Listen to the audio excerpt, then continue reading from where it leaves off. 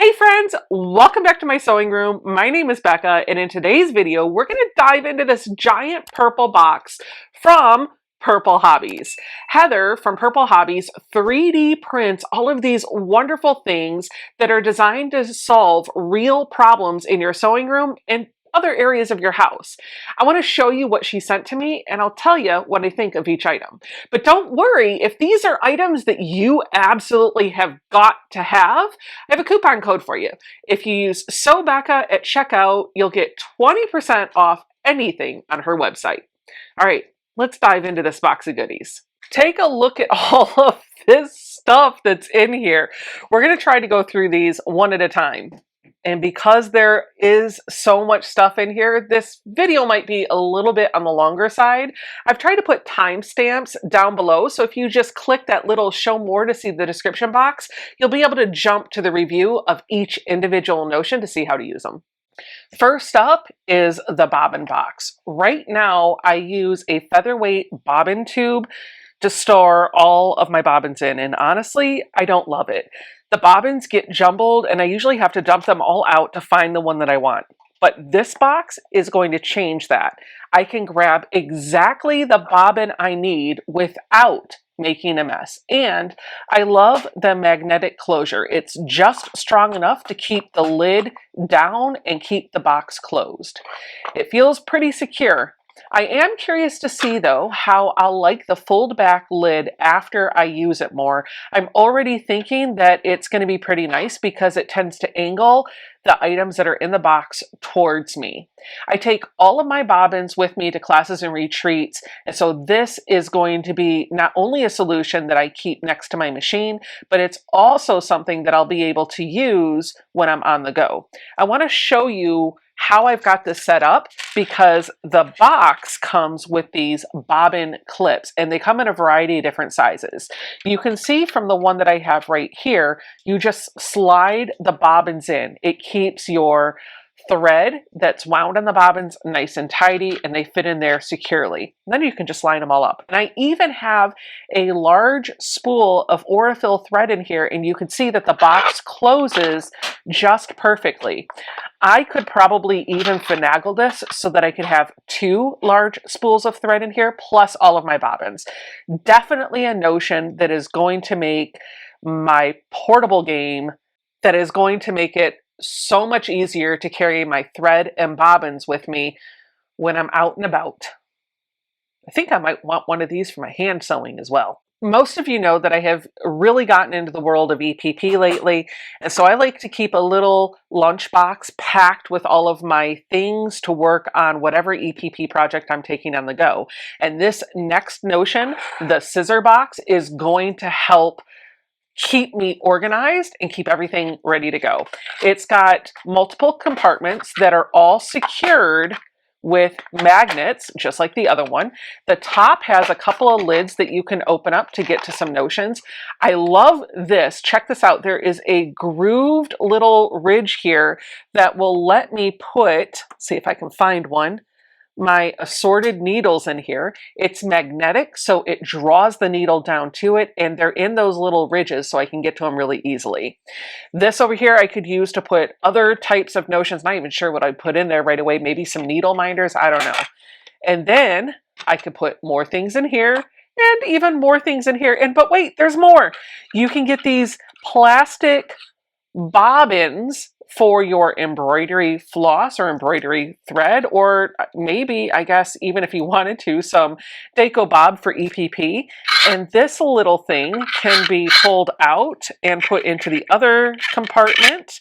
One is a little bit taller than the other. You could also get another one of those to customize this to be whatever solution you need it to be for your hand sewing journey. I do think that those probably have to go in the bottom because they're a little bit deeper. Last thing I want to show you on this is the side piece here. Check this out. It holds your scissors. It goes right inside. There's another magnet in there. It's probably the same magnet that is feeding the little needle slot. So your scissors are in there nice and secure. They're not going to slide out. And if you put them pointed side in, you're not going to get stabbed when you go to find them in your box. So love this. I just love a good storage solution.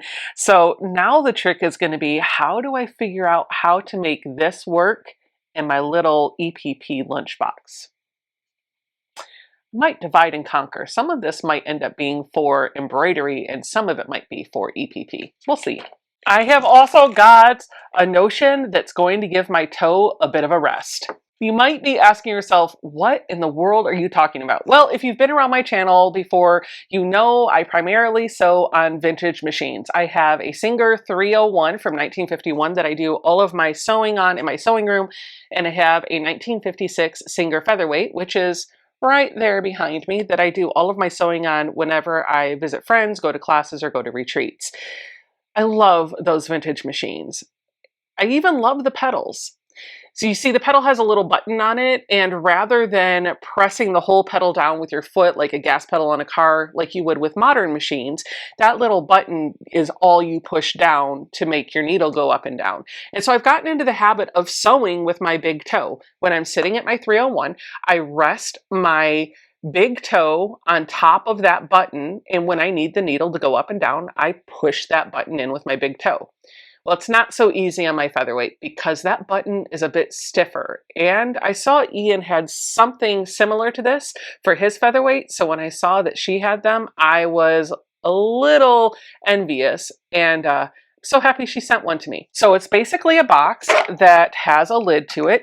You put your pedal down in here. It has a slot for your cord, and then you turn it around, put this on top of it, and when the pedal is in here, this piece is going to rest right on top of that button.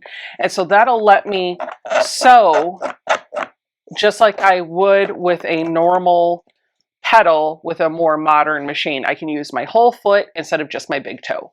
I think that's going to be particularly helpful for the Featherweight because that button is so stiff. It'll allow me to use my whole foot to press down rather than just my one toe. Oh, and check this out. There are anti-slip grips on the back of this to keep the pedal box in place so you don't have to chase it. Honestly, this is going to be a notion for the Black Pearl, my Featherweight, because I have no problem sewing with my big toe on the 301. So we'll set this aside for the Featherweight. Speaking of Featherweights, I have another notion that I already know I'm going to get more of. This is a spool extender, and it is designed for the Featherweight, but it works on my 301 as well. Let me show you the problem that this solves. When I have a spool of thread and it is loaded on my vintage machine, just make sure the thread's going in the right spot, I'm going to show you what happens when I go too fast. I'm going to take the thread out of my needle so that I can just run this dry. We're going to do some air sewing. If I go real fast, do you see how this wiggles around a little bit? Yeah. Probably not going to sew at that speed all the time, but I do push the pedal down when I'm winding a bobbin. I'm winding a bobbin, and look at what happens to that spool if I go too fast. That's where I think this is going to come in handy. I'm going to put this little gadget right on top of the little thing that holds my spools. Then I'm going to get my spool of Aurifil. Then I'm just going to put this right on the spool extender, and we're going to try this again.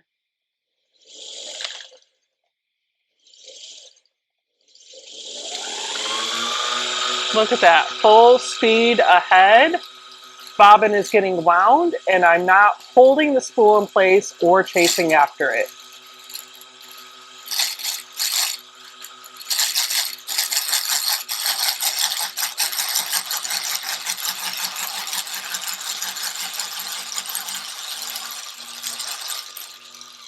This is honestly one of my favorite notions in the whole box, and it is so simple. I'll be buying a few more of these because I want 2 for the Featherweight and 2 for my 301. And I might even get a couple for Ian too. So this next item are some stash tags. Inside of the box, you have multiple discs and some safety pins to use to secure them. And I'll show you how this works in a minute. But I want to be honest here. I have a lot of yardage in my stash, and I do not mark the amount of yardage that I have for every single piece of fabric. I just don't think that's practical for me. So if I'm being honest with you, I'm probably not going to use these on every single cut of fabric, but I do love the concept. And I think this would be perfect for bolts of fabric or special cuts that I want to keep track of the yardage for. If you like knowing exactly how much yardage you have on your cuts of fabric, this could be a notion for you. Let me show you how it works. You're going to get your yardage, one of the rings, and one of the safety pins. Because of the way the holes are drilled here, you actually can mark all the way up to 6 7/8 yardage. You just have to slowly turn until you see the hole appear at the yardage and fraction that you want to expose. So once you have the hole exposed for the number that you're looking for, you take the safety pin, you put it through that hole, and then you just secure it. I said you just secure it to your fabric. Then you have a little stash tag. This is not going to move around once the safety pin is in there, and wherever the pin is marked, you know that's the wedge of pie that's indicating how much yardage you have. So once you take some off, you can adjust the spinner and re-secure the safety pin back to your bolt. Like I said, I don't think this is practical for me to use on every single one of those pieces of fabric that are on the shelves behind me. If I'm being honest with you, there's more fabric above those shelves that you can't even see in frame. But I do think this is going to be very helpful for fabric that I buy by the bolt. So really excited to toss these onto the bolts that are down there. Speaking of labeling your fabric, we have another item that's designed to keep your fabric in line. These are her row and block tags, and you have two different sets in here. One just has the block number, the other one has a row number and a block number, and the idea here is that you just secure these to your fabric. So if you're working on like a block of the month, for example, and you want to make sure you are keeping tabs of which block was done when, you can secure this to each of the blocks. If you are organizing a quilt, maybe you've laid it out already and you know what order they're going to go in, you can pick up the row and you can label the first block in each row so that you know what's row 1, row 2, row 3, and so on. I love that. It's specifically helpful when you've got a whole quilt laid out and you're not going to be able to sew it together right away. You can take it up off the floor or off of your design wall and label it. Speaking of block of the months, do you know that in 2025, I am doing a free sew along right here on YouTube?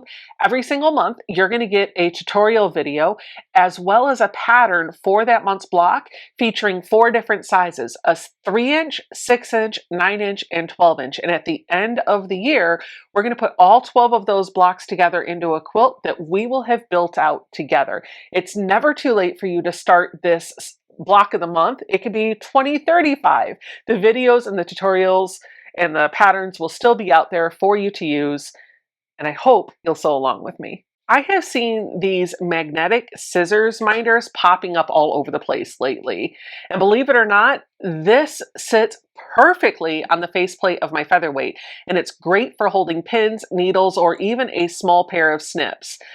This is one that was gifted to me from Mary. It's a bit big for the Featherweight, but it does sit on that faceplate.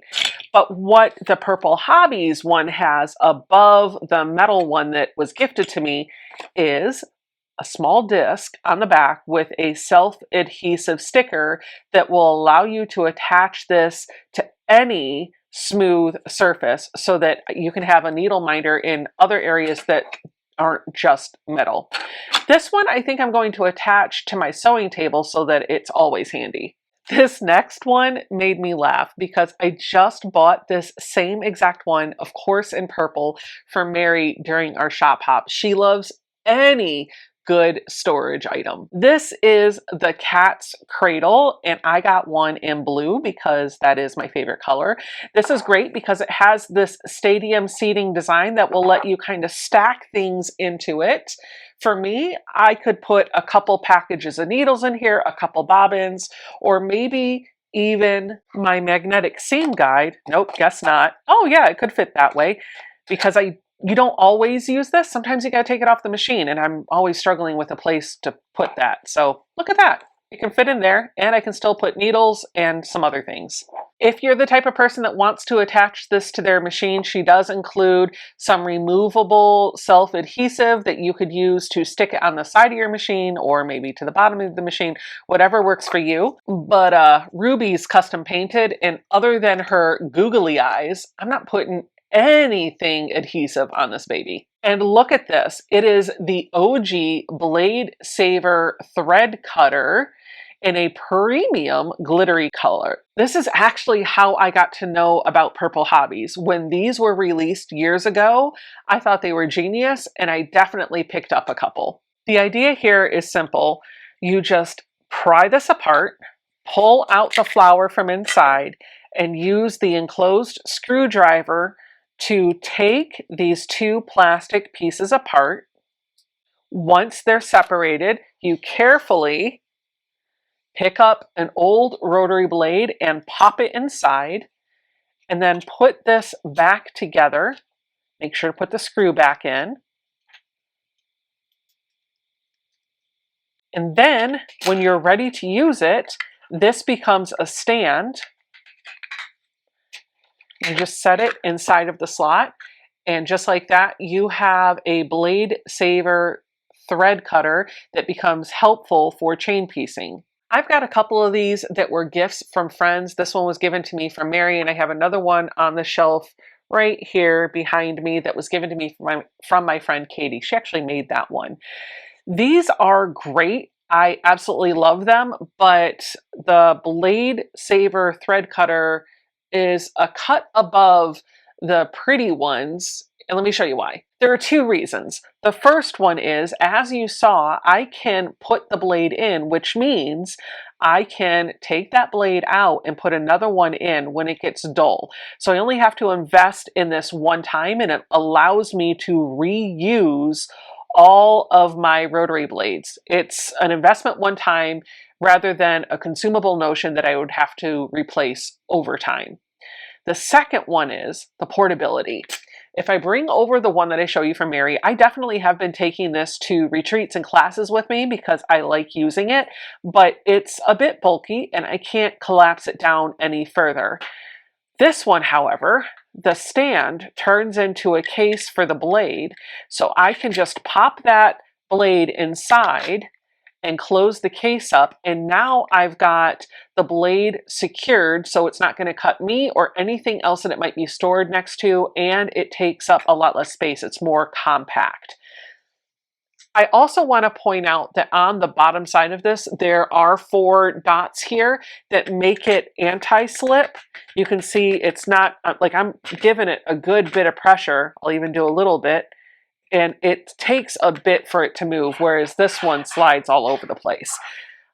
I don't think that's a game changer for me. I could always put a couple dots of hot glue on the bottom to hold it in place a little bit better. But I just wanted to point that out, that this notion does have those as well. Since this collapses down so nicely, it's not going to be an item that you see me use every day at my sewing machine, but I can tell you that this is going to go in the case for the Black Pearl, my featherweight, and she's going to go with me to classes, retreats, and when I sew at friends' houses. I want to show you one more thing that she sent to me that is not sewing related, but is sewing related. Maybe you noticed this sitting on the shelf behind me in the backdrop. Maybe it's not in frame, I'm not sure. It's a candy dispenser. You use a wide mouth mason jar, fill it with your favorite candy, and then you just turn this little dial.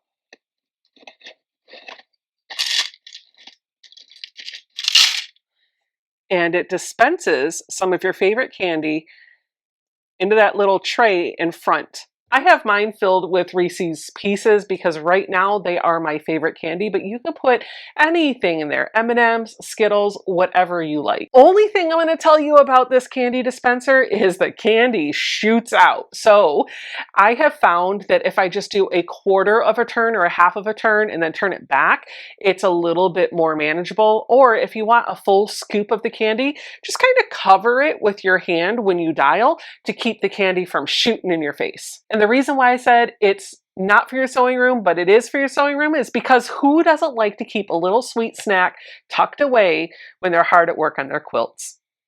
I know I do. So those are my honest thoughts about the Purple Hobbies notions. They're smart, they're well-made, and they're already solving problems that I've been having for years in my sewing room. Don't forget, if you want to do a little bit of shopping over at purplehobbies.com, you can use the code SEWBECCA for 20% off of your entire order. And I will link in the description box down below all of the products that I showcased here, as well as links to the videos and block patterns for my 2025 Quilt Along. Thank you, friends, so much for hanging out with me. Now go make something beautiful, and I'll see you in the next video. Bye!